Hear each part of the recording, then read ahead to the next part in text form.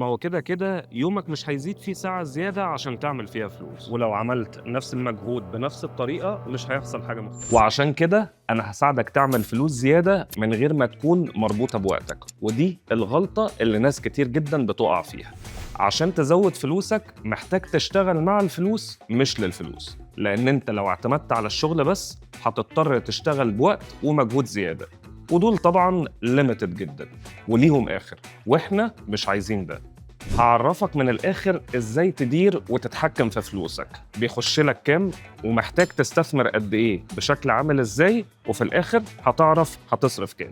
سواء كنت فريلانسر أو لسه هتبدأ بيزنس أو عندك بيزنس أصلاً وعايز تظبط المشاكل المالية اللي عندك، الورك شوب دي هتكون موجودة في النوير مع فريلانس يارد يوم 26 و 28 مايو وكمان 1 يونيو. أنا المرشد بقالي أكتر من 10 سنين ساعدت فيهم أكتر من 15,000 شخص إن هم يعرفوا يعملوا فلوس ويديروا فلوسهم صح، وكمان أكتر من 300,000 شخص على السوشيال ميديا. هكون موجود معاكوا على مدار ال3 أيام دول عشان تقلل الخسائر بتاعتك وكمان تطلع كسبان. فلو عايز تحل كل مشاكلك المالية سيب كومنت بكلمة فاينانس، وفريق فريلانس يارد هيتواصل معاك ويوصل لك كل التفاصيل اللي انت محتاجها.